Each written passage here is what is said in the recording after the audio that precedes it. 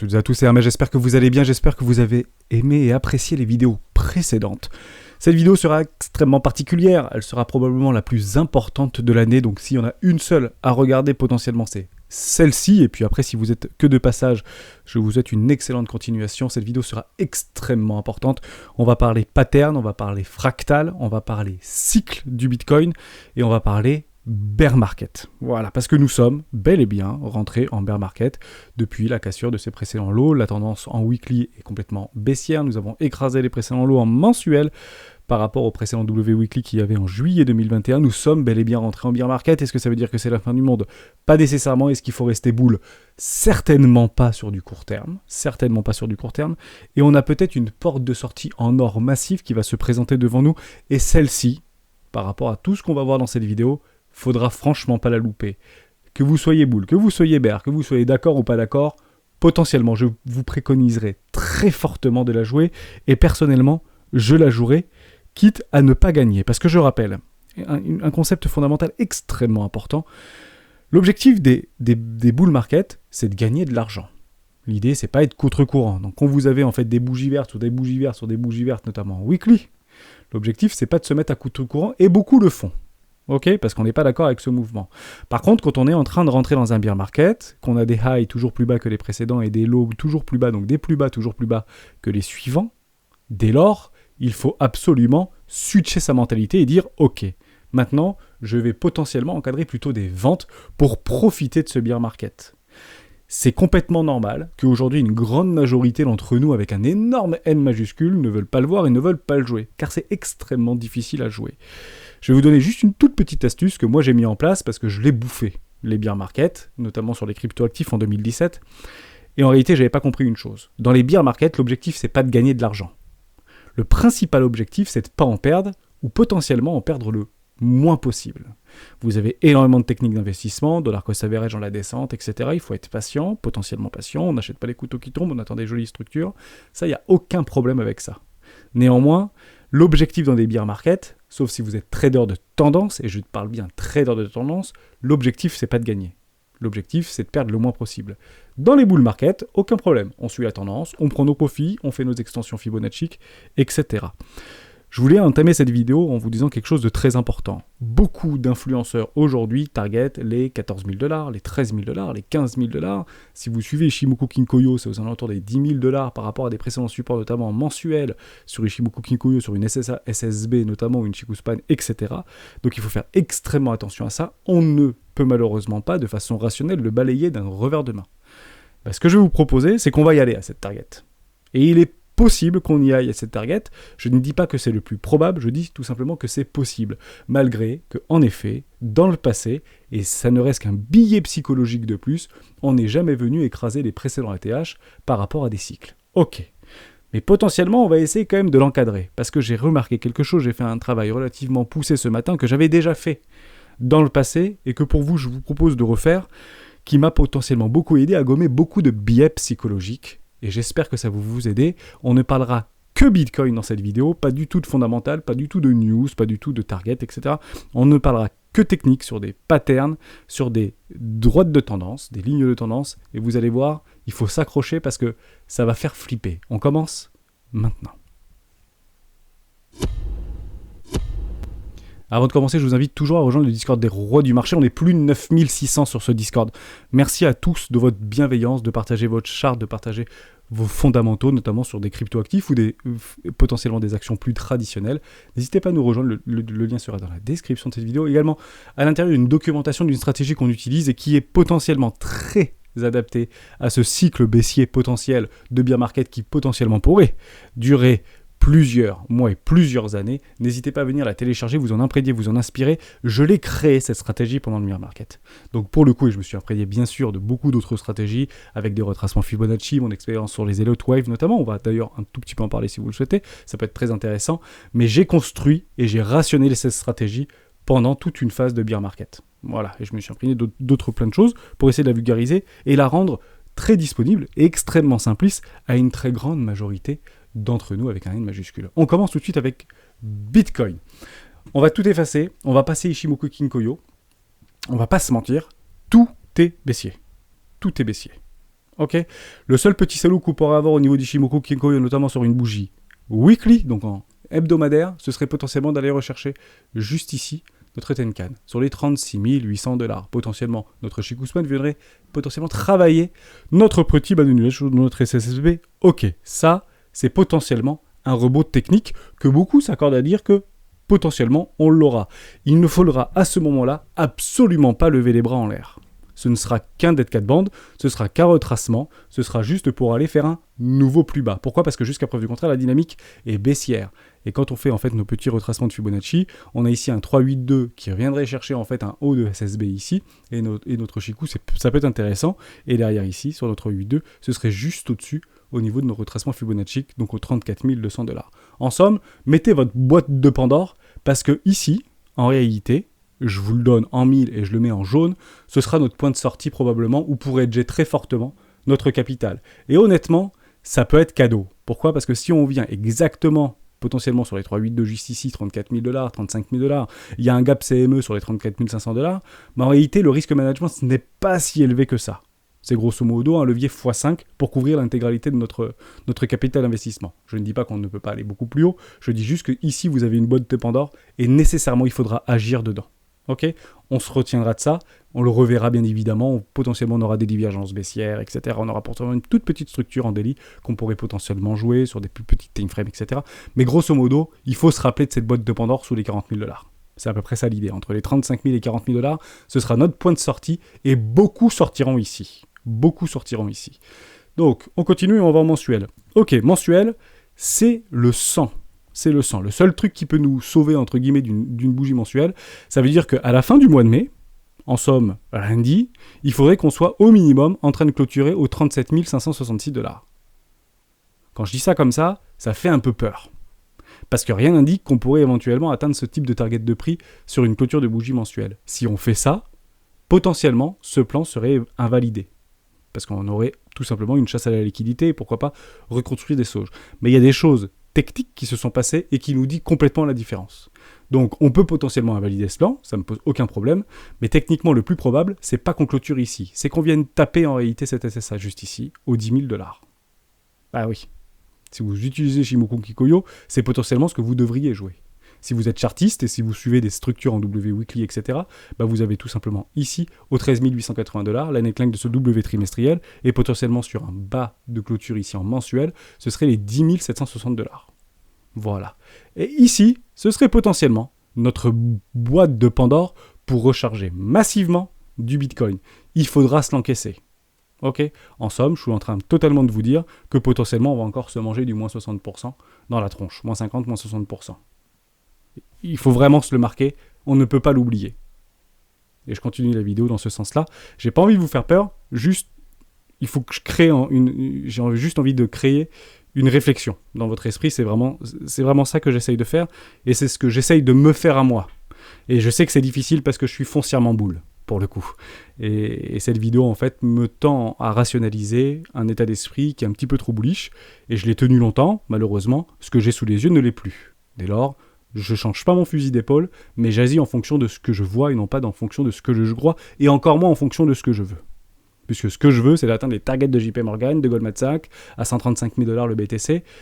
Je pense qu'on va y aller, mais je pense qu'on peut partir beaucoup plus bas avant de l'atteindre. Je vous le dis très souvent dans les vidéos d'Héros du Bitcoin, le marché a une fâcheuse tendance de monter avec un minimum de personnes, mais de baisser avec un maximum de personnes. Malgré que le sentiment soit extrêmement baissier, un marché peut rester beaucoup plus irrationnel que vous ne pouvez rester solvable. On n'achète pas à levier dans une tendance baissière. Ça n'existe pas. Potentiellement des breakouts avec des tout petits spots, mais on n'achète pas massivement dans une tendance baissière, et notamment sur les contrats futurs.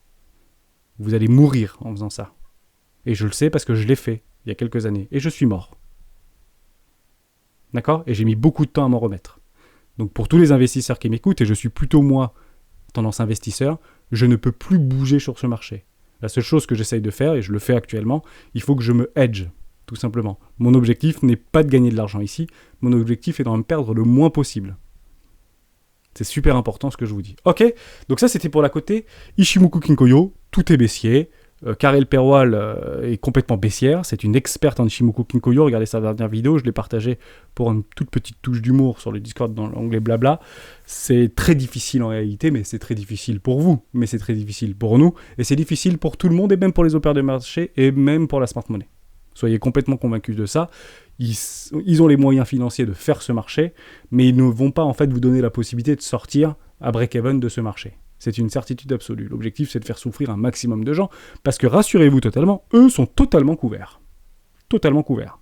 Que le Bitcoin parte à 10 000 $, eux ne perdront pas des millions de dollars. C'est faux. C'est faux. Ils sont complètement hedgés sur ce marché. Ok ? Donc ça, c'était super important. On passe à mon petit travail. Je reprends par rapport aux halvings, par rapport aux cycles, par rapport à des structures, notamment falling wedge, sur des potentiellement faux breakouts qui vont rebondir, etc. Et une droite, entre guillemets, de tendance, un petit peu de la mort. Et cette droite de tendance, je l'ai fait partir de 2017, d'un début du cycle haussier, jusqu'à potentiellement l'infini. Ok ? Ça, c'est super intéressant. Au moment où on vient à breaker cette énorme ligne de tendance, juste ici, on rentre en bear market. Dès lors, on est rentré depuis la cassure des 34 374 $. Potentiellement, on aurait pu dire que le fait qu'on ait clôturé juste ici, nous sommes donc rentrés en bear market.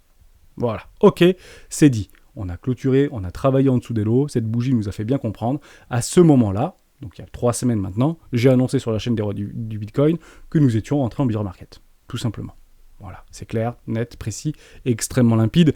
Et malheureusement, s'il y a encore des influenceurs qui disent que nous ne sommes pas en bear market, eh bien, malheureusement, ils seront très probablement toujours là, mais posez-vous juste la question, actuellement, est-ce que tu es couvert sur ton capital d'investissement ? Parce que généralement, ceux qui sont là depuis longtemps, ils ont réussi à profiter très allègrement du cycle, et je pense qu'ils sont confortablement assis sur un beau paquet de thunes. Demandez-leur, juste aujourd'hui, s'ils continuent à long ce marché avec des leviers. Je pense que la réponse sera non. C'est une certitude quasi absolue. Ok ? Parce qu'ils ont l'expérience. Donc ce qu'ils font, parce qu'ils sont boules, parce qu'on est boules, bien évidemment, parce que ce marché est extrêmement boule et on sait que ça pourrait réfléchir tout le monde, il n'y a pas de problème avec ça. Mais la réalité de la chose, c'est que la plupart des influenceurs sont couverts aujourd'hui sur ce marché. On ne peut pas faire autrement. Ok ? Donc ça, c'était également extrêmement important. On rentre un petit peu dans le vif du détail par rapport à cette target de la mort. On a un falling wedge jusqu'ici. On a un falling wedge qui est en train de se travailler. Certains prendront potentiellement les mèches, il n'y a pas de problème. D'autres prendront probablement les clôtures de bougies. Vous pouvez également prendre des clôtures de bougies, aucun souci avec ça. On va prendre d'ailleurs les clôtures de bougies. On pourrait tenter de faire un espèce de breakout. D'accord ? On continue un petit peu à ranger, juste ici. Tac, on vient chercher notre ligne de tendance. On continue. Et derrière, ça crache. Est-ce que ce type de chose est déjà arrivé ? Oui, c'est déjà arrivé, En fait, souvent pendant les cycles baissiers, et notamment de bear market. En somme, notre port de sortie, je vous le redis, 35 000 $. Si on vient à taper cette ligne de tendance jaune par rapport à cette neckline de breakout qu'on a eu juste ici, il faudra vraiment prendre une décision. Et une décision de hedge position, soulager très fortement nos actifs financiers, parce qu'il y a beaucoup de cryptoactifs qui vont encore prendre du moins 90% si ce type de scénario se réalise. Il faut juste le comprendre. Et il faut juste le savoir. Vous regardez votre portefeuille aujourd'hui et vous ajoutez moins 70% sur la plupart de vos cryptoactifs. Et beaucoup ne se relèveront malheureusement pas de ce cycle, parce que beaucoup ne se sont pas relevés du cycle précédent. Ok ? Malgré qu'il y en ait beaucoup plus aujourd'hui que hier. Ce sera encore donc bien plus difficile à se relever dans un nouveau cycle haussier que précédemment, parce qu'en fait on a multiplié à peu près par 10 le nombre de cryptoactifs par rapport au cycle baissier de 2017-2018. Ok ? Donc ça aussi c'est important. Donc ça, on le garde. Ici, porte de sortie, boîte de Pandore. On va revenir un petit peu en arrière. Est-ce que ce type de choses s'était déjà reproduit ? Oh ouais, mais ça s'était complètement reproduit, regardez. Juste ici, vous aviez en fait cette fameuse ligne de tendance ici. On break out juste là. On vient casser les précédents en lot. On fait le check, boîte de Pandore. Et derrière, on fait un nouveau plus bas. Ok. On peut même continuer par rapport... Ah, je vais le reprendre juste ici, pardon. Voilà, je l'ai mieux ici. Juste là, j'avais mon falling wedge. Faux breakout, derrière on casse, on vient faire la boîte de Pandore, et derrière on crache. On va aller beaucoup plus loin, parce qu'il faut continuer. Ici, j'ai mon falling wedge, j'ai pris les clôtures de bougies. Derrière, on vient breaker juste ici. On fait une espèce en fait de retour de la mort. On baisse sur en bas de falling wedge, on revient ici, et on crache. Ok, pas de problème. Beaucoup plus de volatilité, beaucoup plus difficile. aucun problème avec ça. Je reviens complètement en arrière, on a exactement les mêmes structures, c'est beaucoup plus difficile à prendre ici parce qu'il y avait beaucoup de volatilité. Vous imaginez bien que sur une semaine, je suis en weekly sur Bitcoin en 2013, je ne sais pas si on a vraiment fait moins 82% en l'espace d'une semaine, mais techniquement c'est un petit peu la même idée, si vous voulez. On vient cracher, on revient sur une espèce de biseau d'élargissement ascendant ou un falling wedge, on trick, on casse ici et on crache, on va chercher un point bas. À chaque fois qu'on casse cette ligne de tendance, à chaque fois qu'on la break en fait, cette ligne de tendance, et ben en réalité, on se repart en bear market. Ici, on le break, bear market, point bas. Ici, on break, je reviens un petit peu plus loin. Ici, on break, bear market, point bas. Ici, on break, bear market, relève, point bas. Ok ? On va aller encore plus loin. Parce qu'on peut en fait tirer des choses dans ces patterns qui sont potentiellement irréalistes, mais qui fonctionnent finalement très bien. Je vais tirer mon falling wedge jusqu'au bout pour essayer de trouver un objectif de prix. C'est très intéressant. Vous allez me dire, il est en train de perdre la boule, Hermès. Donc grosso modo, on viendra aux alentours des 10 000 $ ici sur notre break. Juste ici. Ishimoku Kinkoyo juste avant mensuel, grosso modo 10 000 $. La boîte dépendant entre les 10 000 $ et les 13 000 $ à peu près. Ce serait très intéressant. Pourquoi ? Puisqu'on reviendrait exactement au niveau d'une ligne de coût d'un précédent W en trimestriel qui était juste ici aux alentours des 11 000, 12 000 $ si on prend les clôtures de bougies. Intéressant. Mais est-ce que ça s'est déjà produit en réalité dans le passé ? Bon, on va le prendre ensemble, hein, c'est extrêmement simple, c'est pas fini, hein, ça va durer longtemps parce que des confluences comme ça, je vais vous donner un paquet. On prend en fait ce falling wedge, on le tend, tout simplement, on va le tendre complètement, et on prend l'objectif de prix, grosso modo, voilà, juste ici, je le prends un peu bien, voilà, aux alentours des 4 800 $. Crack Covid, boum, exactement, sur les 4 800 $, on clôture juste au-dessus, 5 200 $. Très intéressant. On continue avec celui-ci, de tout le cycle 2017, on le tire, oh pardon, c'est pas ça que je voulais faire. On va tirer notre falling wedge. Alors les falling wedge sont bien sûr en fait des dérivés de droite de tendance, hein, ni plus ni moins. On va le prendre comme ça. On va essayer de bien le prendre celui-là. On aurait peut-être pu plus le prendre comme ça, mais je préférais avoir mon espèce de breakout avec mon faux breakout. Mais si on le prend comme ça, bon bah vous avez en fait tout de suite le truc. Au niveau de l'intersection de ce falling wedge, vous avez exactement les bottoms de marché. On le reprend plus tard, plus lointain, il n'y a pas de problème. On va le tirer. On prend que les clôtures de bougie, ce fameux falling wedge, on va le chercher très loin. Hein. Vous voyez que ça touche bien, clôture de bougie, hop, on peut le tirer même encore plus. Clôture de bougie, clôture de bougie, clôture de bougie, clôture de bougie, clôture de bougie. Juste ici, on est venu pile pinguer là-dessus, 184 $ ou 180 $. Bon, ils sont marrants ces falling wedge quand on commence à les tirer. C'est pas ça, le pire. Le pire, c'est ça en réalité. Ou ce qui est très intéressant aussi. Regardez ça. Précédent cycle, à chaque fois qu'on vient en fait breaker, c'est que de l'analyse, hein. Pour le coup, c'est que de la fractale. À chaque fois qu'on vient breaker cette fameuse ligne ici, vous voyez, juste là, à quel moment, en fait, combien de temps il se passe par rapport au prochain halving. Regardez ça. Hein. Ici, on break, on tire, je suis en semaine, prochain halving, 100 bars. 102 bars. Donc 100 semaines, une centaine de semaines, pour arriver, en fait, prochain halving, recontinuation de la tendance haussière. Lorsqu'on vient breaker cette énorme ligne de tendance pour se dire « Ok, on est ultra bullish », c'est ici que ça se passe, le 21 décembre 2020. Je reprends juste ici par rapport à mon breakout. Je vais tirer de façon complètement mécanique, montrer au niveau des barres, 130 bars, 135 bars, 133 bars. Je ne sais pas si je l'ai pris pile, il y en a deux de plus, je pense. Je l'ai fait tout à l'heure. Voilà, ici sur la bougie rouge, pardon. Je reviens ici, 135 bars. Ok. Est-ce que ça s'est déjà produit précédemment ? Vous en avez plein des trucs comme ça hein, sur Twitter et sur YouTube, etc. On va essayer on va se le tenter. On reprend par rapport à exactement ce breakout qui est juste ici. Ok. Derrière, je vais aller chercher mon prochain halving. 99 bars. Ça devient flippant l'histoire. Ok. Donc ça s'est déjà produit. Mais si je prends ma droite de tendance, est-ce que c'est exactement la même chose ? Parce que bon, 2 confluences c'est marrant, mais 3 ça devient vraiment rigolo. Je tire ma droite de tendance, et à quel moment on a breaké ici ? Notre break de tendance pour dire ok, on repart dans sa bull run. Je reprends par rapport à mon breakout qui est juste ici. Juste avant on avait 135 bars, et ici 135 semaines, et ici 142 semaines. Oh, ok.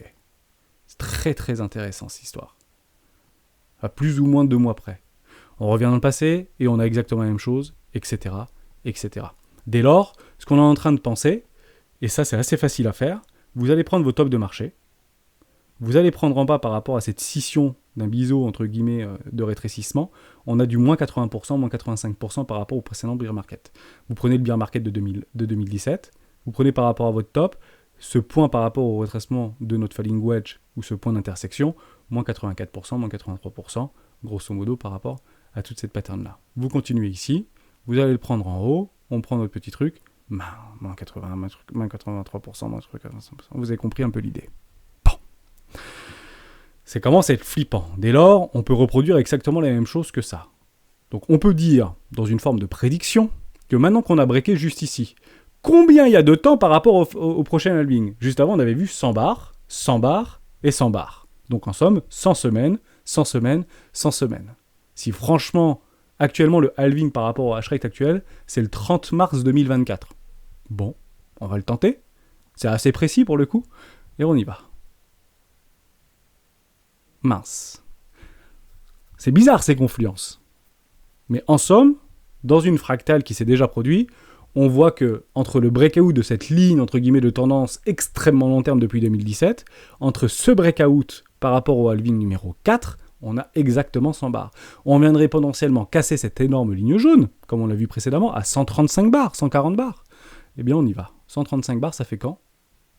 Ça fait exactement le 9 décembre 2024. Ok. Dès lors, est-ce que vous pensez que c'est possible de faire ce type de choses, ce type de choses, ce type de choses, ce type de choses, et commencer à partir. Commencer à partir. Et commencer à partir. Oui, ça semble complètement, entre guillemets, réaliste. Et ici, je pense qu'on aura extrêmement mal. Mais il y a un hic dans cette vidéo. Parce que malgré que les Elliott Wave nous disent qu'on va aller à 10 000 $ par rapport à une grande 5 dans une ABC, ABCDE, etc., il n'y a pas de problème avec ça. Kishimoto Kinkoyo nous dit que notre batte du nuage au niveau de notre SSA et notre SSB, c'est aux alentours des 12 000 $. Il y a un hic. Parce que tout ça, je le casse avec un truc que j'utilise moi extrêmement régulièrement. Ce sont les retracements de Fibonacci. Je les utilise tout le temps et pour tout. On le fait ensemble et on regarde ce hic. C'est assez perturbant. Je l'ai fait tout à l'heure, j'étais un peu perturbé. On y va.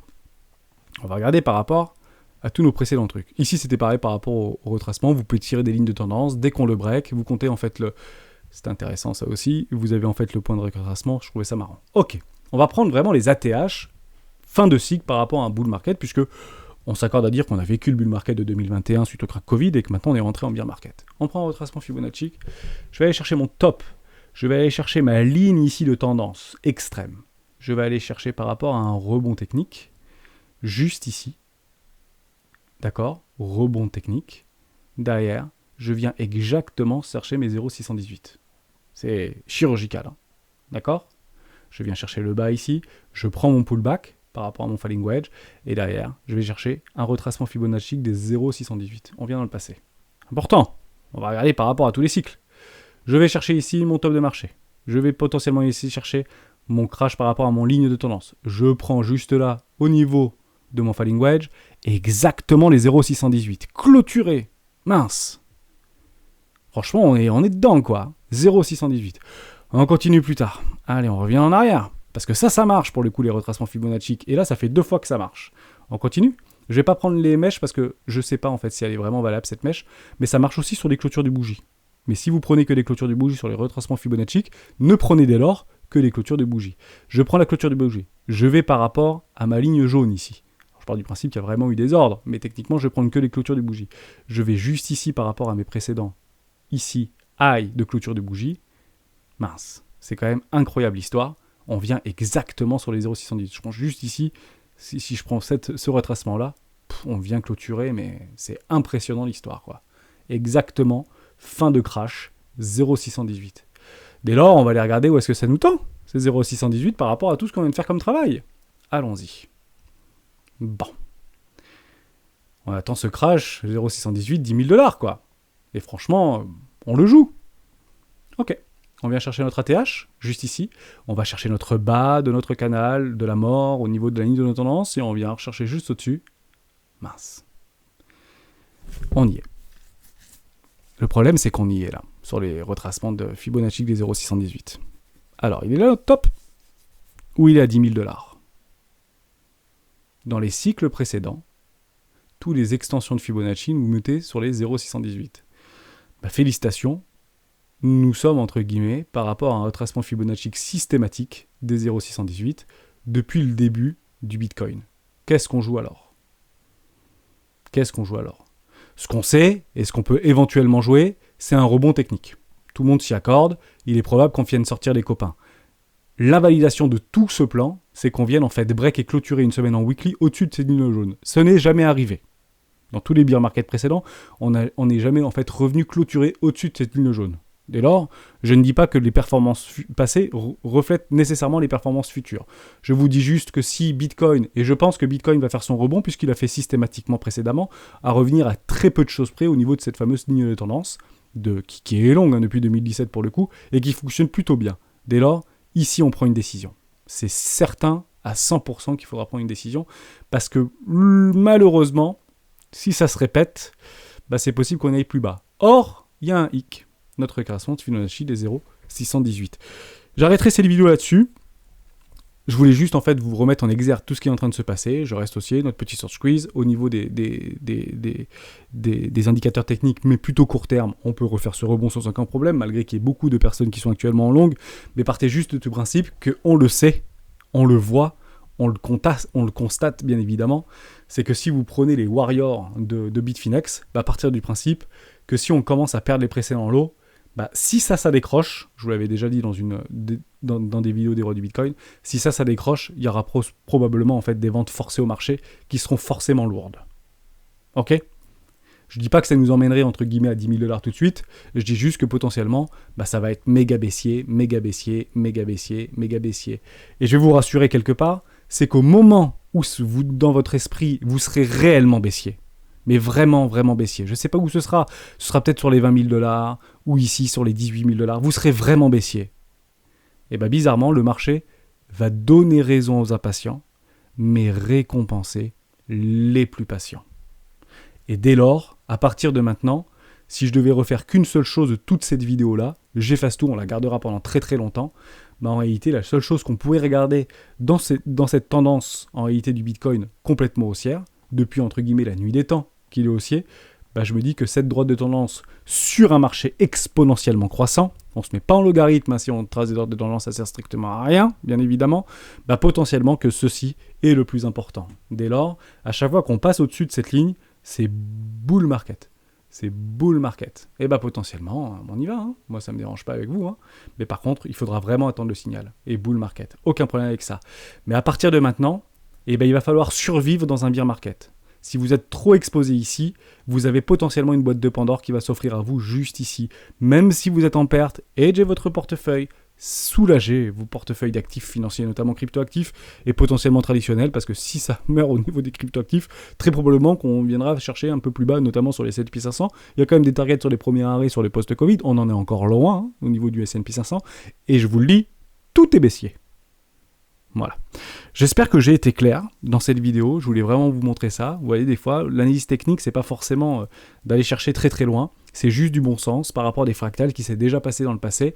Et malheureusement, cette fractale-là, on ne peut pas l'oublier. Beaucoup, en fait, joueront potentiellement, et c'est ça qui est intéressant, des MA200 par exemple. Ouais, si ça vient chercher les MA200, pile les 200 $ par rapport à un billet psychologique, parce qu'on n'est jamais revenu en fait chercher au-dessus des précédents lots, je mets une pièce ici.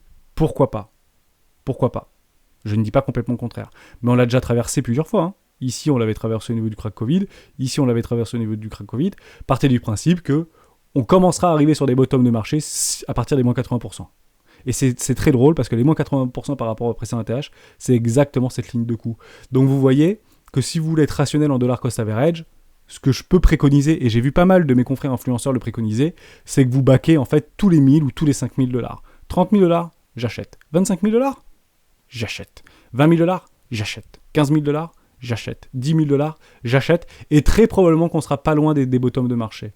Louper et se dire aujourd'hui que je n'achèterai de toute manière, et j'ai vu dans le précédent questionnaire par rapport à YouTube que beaucoup en fait achèteraient sous les 20 000 $, c'est peut-être dommage de l'attendre. Pourquoi ? Parce qu'il y a un hic par rapport à une extension de Fibonacci. Aussi bien, nous sommes bel et bien sur des bottoms de marché.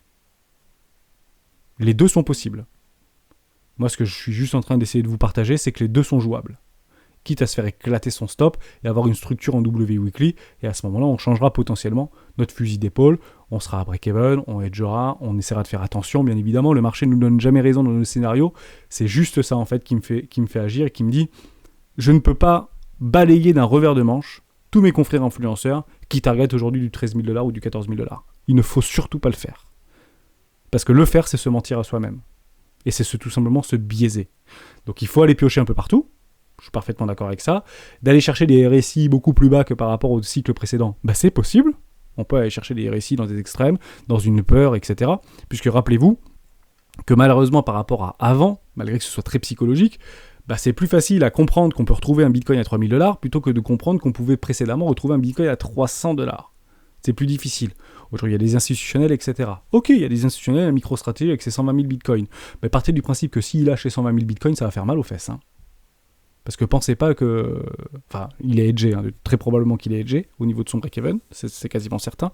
Mais faites très attention à ça, parce que si on a cette possibilité-là, il faudra vraiment la prendre. En tout cas, moi, je la prendrai avec force et détermination, et j'espère, comme très souvent que je hedge l'intégralité de mon portefeuille d'actifs financiers, que ça donne tort, parce que ça me donne très régulièrement tort, évidemment. J'espère que je vous ai aidé. On se retrouve demain dans une prochaine vidéo d'Héros du Bitcoin. Ciao.